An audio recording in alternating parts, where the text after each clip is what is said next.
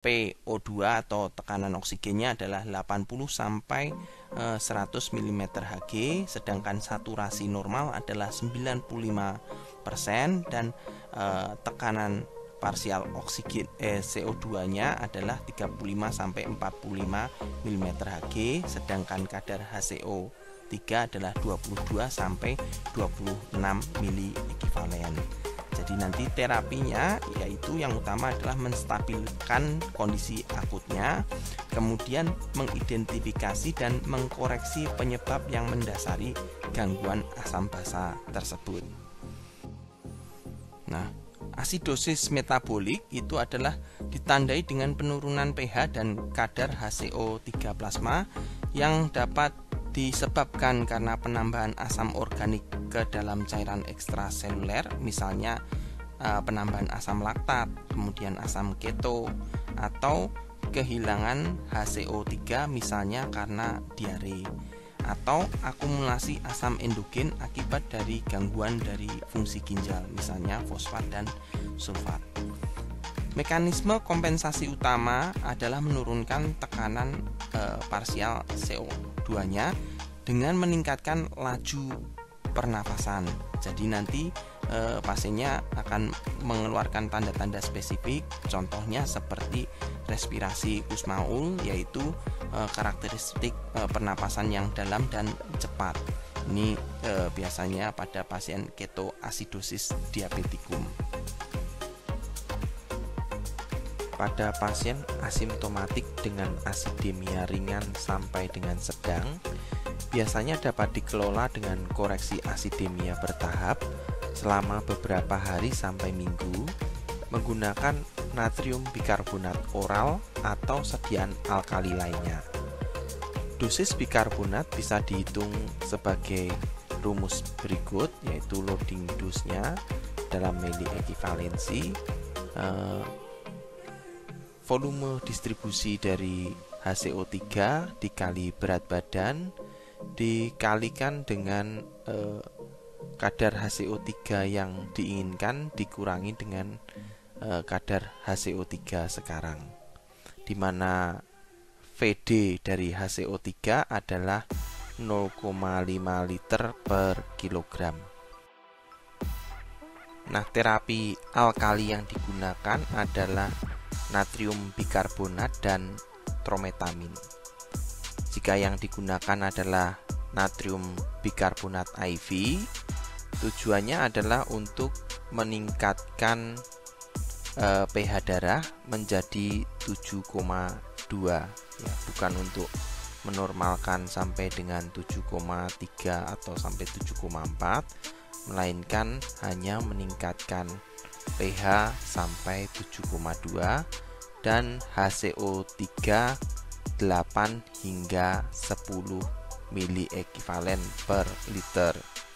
Dosis empiris untuk trometamin adalah 1 sampai 5 milimol per kilogram, diberikan secara IV selama 1 jam. Berikutnya adalah metabolic alkalosis. Metabolic alkalosis diawali dengan peningkatan pH dan HCO3 min yang mengakibatkan hilangnya H+ melalui saluran GI tract, misalnya pada nasogastric suction, muntah atau diare. Kemudian hilangnya H+ dari ginjal, misalnya karena obat diuretik atau Cushing syndrome. Atau bisa juga terjadi karena penambahan bikarbonat, misalnya pemberian bikarbonat, asetat laktat, atau sitrat. Alkalosis metabolik dipertahankan oleh fungsi ginjal yang abnormal sehingga mencegah ginjal mengeluarkan kelebihan bikarbonat. Respon pernapasan terhadap alkalosis metabolik adalah dengan meningkatkan tekanan parsial CO2 atau terjadi hipoventilasi. Terapi dari metabolic alkalosis pada alkalemia berat dengan pH lebih dari 7,6 ini akan dapat menyebabkan aritmia jantung dan gangguan neuromuskular.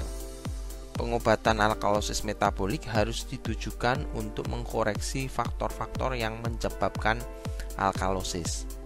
Perawatan juga bergantung apakah kelainan tersebut responsif terhadap natrium klorida atau tidak.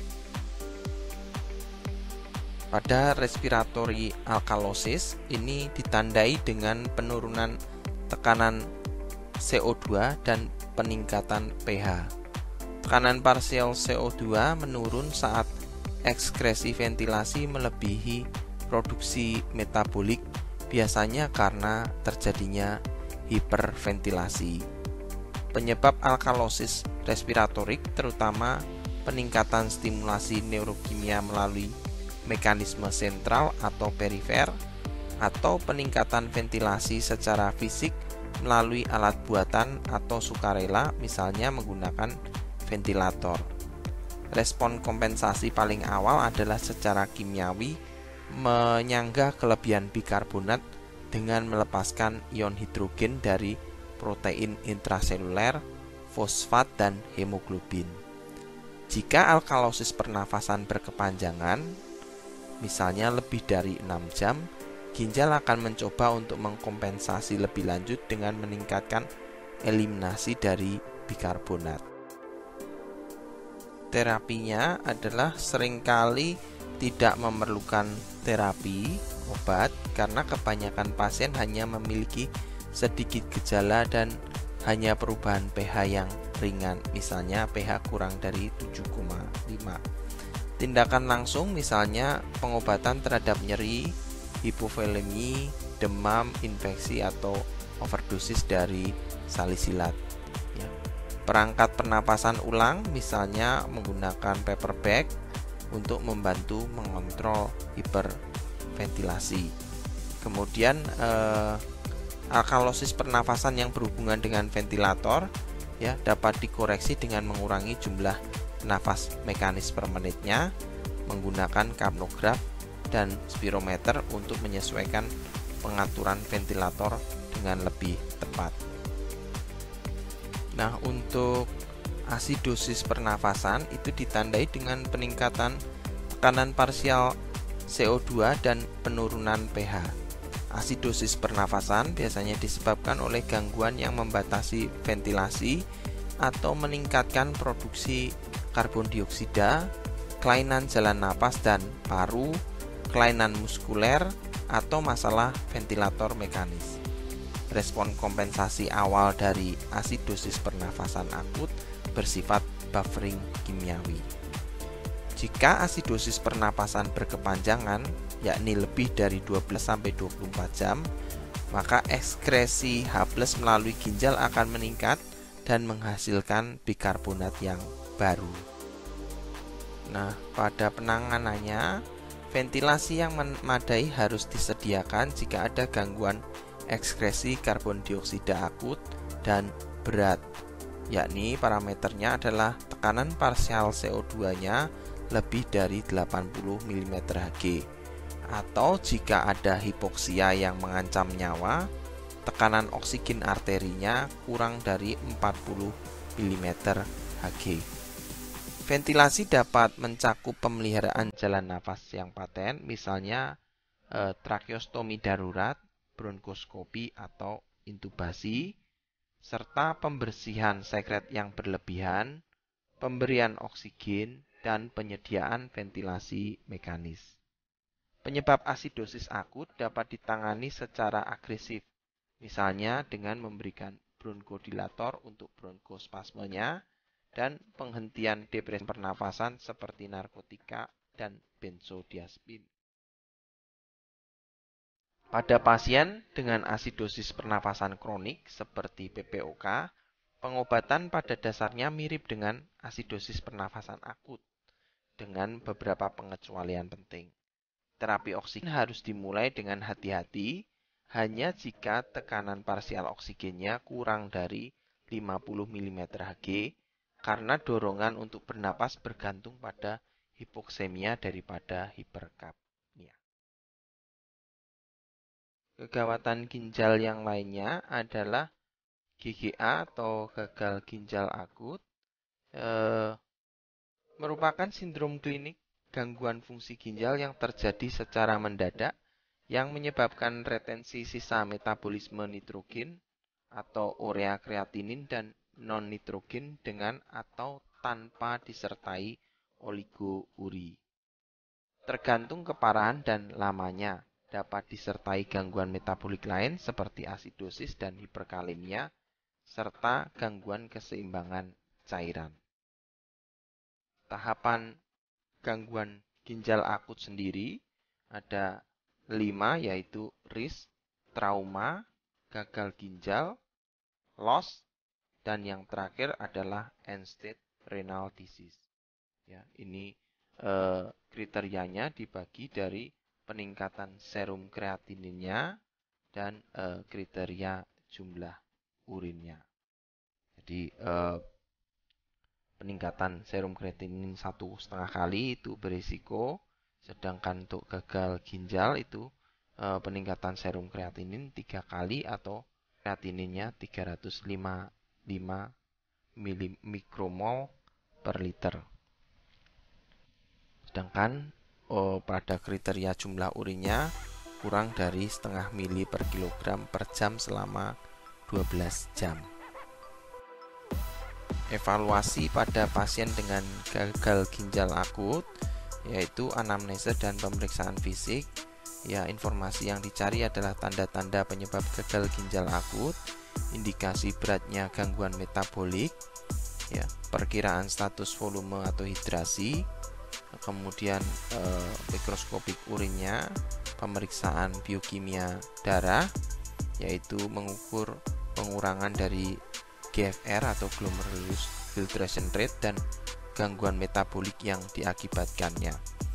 Kemudian pemeriksaan biokimia urin membedakan antara gagal ginjal prarenal dan renal. Kemudian darah perifer lengkap, USG ginjal, ini melihat adanya obstruksi atau tidak, tekstur parenkim ginjal yang abnormal. Kemudian bila diperlukan CT scan abdomen, pemindaian radionuklir, pielogram, dan biopsi ginjal. Hal-hal yang dilakukan untuk pencegahan gagal ginjal akut yaitu misalnya ada beberapa kontras yang menyebabkan nefropati kontras. Jadi kontras tersebut kita hindari penggunaannya. Kemudian pencegahan dengan hidrasi yaitu dengan penggunaan N-acetylcysteine dan furosemid. Kemudian penyakit-penyakit yang perlu diwaspadai seperti gastroenteritis akut, malaria, dan demam berdarah. Kemudian ada beberapa obat-obatan kemoterapi yang dapat menyebabkan ekskresi asam urat yang berlebih. Prioritas tata laksana pasien dengan gagal ginjal akut adalah cari dan perbaiki faktor pre dan pasca renalnya, evaluasi obat-obatan yang sudah diberikan, optimalkan curah jantung dan aliran darah ke ginjal, perbaiki atau tingkatkan aliran urin, monitor asupan cairan dan pengeluaran cairan, timbang badan tiap hari, cari dan obati komplikasinya seperti hiperkalemi, hipernatremi, asidosis, hiperfosfatemi, dan edema paru. Kemudian asupan nutrisinya harus adekuat sejak dini, cari fokus infeksi dan atasi infeksinya secara agresif. Peralatan menyeluruh yang baik, segera memulai terapi dialisis sebelum timbul komplikasi, berikan obat dengan dosis yang tepat sesuai dengan kapasitas bersihan ginjal. Kriteria untuk memulai terapi pengganti ginjal atau cangkok ginjal pada pasien kritis dengan gagal ginjal akut itu adalah terjadi oliguria atau bahkan sampai anuria, kemudian hiperkalemia dengan kadar potasium lebih dari 6,5 mmol per liter. liter, asidemia yang berat, pH kurang dari 7, azotemia dengan kadar urea lebih dari 30 mmol per liter, encephalopati uremicum, neuropati atau miopati uremicum, perikarditis uremicum, natrium abnormalitas plasma, konsentrasi lebih besar dari 155 mmol per liter atau kurang dari 120 mmol per liter, kemudian hipernatremia, keracunan obat. Berikut adalah strategi untuk mencegah atau memperbaiki nekrosis tubular akut. Kita bagi menjadi dua, yaitu kerusakan vaskulernya dan kerusakan pada tubuhnya. Untuk mencegah atau memperbaiki kerusakan vaskuler, yaitu mencegah vasokonstriksi dari renal sendiri, bisa digunakan vitamin dosis rendah, bisa juga digunakan obat hipertensif seperti antagonis kalsium. Kemudian pada kerusakan tubuler, untuk mencegah obstruksi dari tubulernya bisa digunakan diuretik seperti furosemid, atau untuk menarik cairan bisa digunakan mannitol atau dopamin dosis rendah. Untuk regenerasi tubulernya bisa memberikan faktor penambahan seperti hepatosit, insulin-like growth factor. Pengobatan suportif pada gagal ginjal akut, yaitu kita melihat komplikasinya dan mengobati komplikasi tersebut. Yang pertama adalah kelebihan volume intravaskuler, yaitu pengobatannya dengan membatasi garam 1-2 gram per hari dan air kurang dari 1 liter per hari. Obat yang digunakan diuretik seperti furosemid, kemudian bila diperlukan adalah ultrafiltrasi atau dialisis. Untuk mengatasi hiponatremia atau kurangnya kadar natrium, ini membatasi asupan air kurang dari 1 liter per hari, kemudian menghindari infus larutan yang hipotenis seperti setengah es. Kemudian untuk mengatasi hiperkalemia adalah membatasi asupan diet kalium kurang dari 40 mmol per hari dan hindari diuretik yang hemat kalium. Kemudian potasium binding ion exchange resin, pemberian glukosa 50 ml dengan kadar 50% dan insulin 10 ml. Kemudian natrium bikarbonat diberikan dengan kadar 50 sampai 100 ml. Penggunaan agonis beta 2 seperti salbutamol kalau diberikan secara inhalasi adalah 10 sampai 20 mg atau 1 mg kalau diberikan secara IV. Kemudian gunakan kalsium glukonas 10 ml larutan dengan kadar 10% dalam 2 sampai 5 menit. Untuk mengatasi asidosis metabolik diberikan natrium bikarbonat. Upayakan bikarbonat serumnya lebih besar dari 15 mmol per liter dan pH-nya mencapai lebih dari 7,2. Pada hiperfosfatemi dibatasi asupan diet fosfat kurang dari 800 mg per hari. Kemudian digunakan obat-obatan pengikat fosfat seperti kalsium asetat, kalsium karbonat ya. Untuk hipokalsemia atau kalsiumnya rendah diberikan asupan kalsium seperti kalsium karbonat atau kalsium glukonat dengan dosis 10 sampai 20 ml larutan 10%. Kemudian untuk nutrisi ya, batasi asupan protein diet 0,8 sampai 1 gram per kilogram berat badan per hari jika tidak dalam kondisi katabolik. Kemudian karbohidrat 100 gram per hari. Kemudian nutrisi entral atau parenteral jika perjalanan klinik lama atau katabolik. Gangguan ginjal lain yang dapat menyebabkan kegawatan adalah interstitial nefritis. Interstitial nefritis adalah infiltrasi sel radang ke interstisium ginjal. Biasanya diakibatkan oleh obat-obatan seperti NSAID, kemudian antibiotik golongan penisilin, cefalosporin, sulfonamid, kemudian rifampicin ya, atau obat-obatan lain seperti allopurinol, mesalazin, interferon, dan PPI. Penyebab lain adalah penyakit autoimun seperti sarkoidosis, lupus, dan IgG4 related disease, dan beberapa infeksi yang disebabkan oleh Legionella dan leptospirosis atau infeksi viral. Penyakit lain yang dapat mengakibatkan interstitial nephritis adalah DM dan sickle cell disease, serta pada penolakan transplantasi ginjal. Obat adalah penyebab yang paling sering dan tidak tergantung dari besarnya dosis. Kemudian kondisi anuria di mana tidak ada output urin, ini biasanya disebabkan oleh obstruksi saluran kemih, kemudian infak dari sel-sel renal, penyakit glomerulonefritis yang progresif, kemudian shock. Gagal ginjal akut jarang menyebabkan terjadinya anuria, tetapi acute tubular necrosis dapat menyebabkan oligouria. Manajemen pada kasus anuria itu dilakukan asesmen keseimbangan cairan dan menentukan resusitasi cairan dengan tepat. Kemudian diberikan antibiotik apabila ada obstruksi atau dugaan terjadinya infeksi. Tentunya disesuaikan dengan bakteri patogen yang menyebabkan infeksi. Kemudian dilakukan pemeriksaan USG untuk melihat apakah ada obstruksi atau batu ginjal.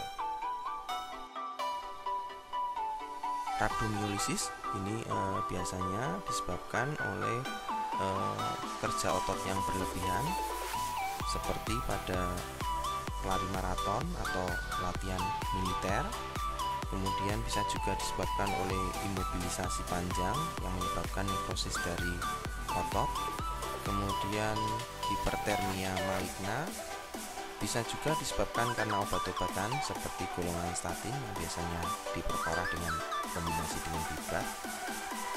Infeksi ya juga bisa menyebabkan rhabdomyolysis. Kemudian pada rhabdomyolysis otot akan nyeri dan bengkak, kemudian urin akan berwarna merah sampai coklat, kotor, jumlah biasanya sedikit. Penanganan dari rhabdomyolysis adalah penggantian cairan untuk mencegah terjadinya gagal ginjal akut yang disebabkan oleh rhabdomyolysis. Jika diperlukan maka akan dilakukan radi atau hemodialisa. Berikutnya adalah renal kolik dan batu ginjal atau renal stone. Gejala yang timbul adalah nyeri berdenyut menyebar dari pinggang sampai ke paha, kemudian nyerinya tajam karena batu ureter atau tumpul karena batu di pelvis ginjal. Penyebaran dan letaknya tergantung dari lokasi batu ginjal sendiri. Kadang disertai dengan hematuria atau kencingnya ada darah. Pemeriksaan yang dilakukan adalah urin rutin, USG abdomen, X-ray, CT abdomen. Kemudian pengobatan yang dilakukan adalah pemberian analgetik, penggantian cairan, dan mengobati penyebab dari nyeri. Misalnya apabila batu ginjal memang tidak bisa diberikan obat-obatan oral, maka dilakukan tindakan pembedahan.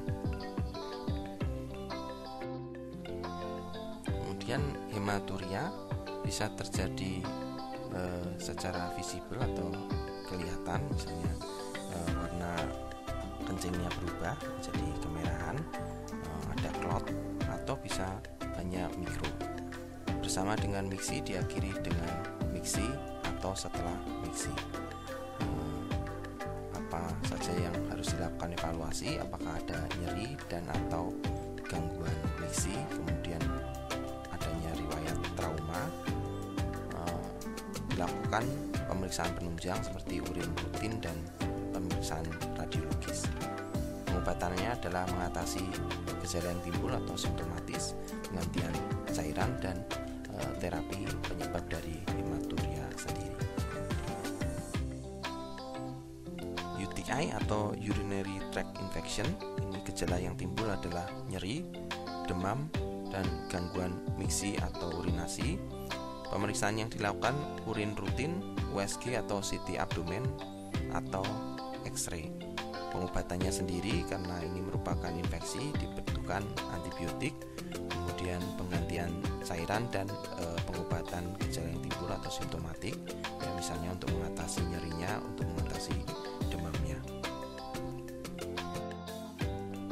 Kemudian kasus-kasus kegawatan pada HD atau hemodialisa ini adalah pasien hipertensi, peningkatan tensi yang tinggi, kemudian pada pasien dengan akut lung ödem, kemudian keseimbangan cairan dan restriksi dari kalium. Nah, demikian yang dapat saya sampaikan mengenai kegawatan ginjal. Terima kasih telah memperhatikan. Semoga apa yang saya sampaikan dapat bermanfaat. Jangan lupa untuk like, share, dan subscribe untuk mendapatkan update-update mengenai seputar pelayanan kefarmasian di rumah sakit. Terima kasih.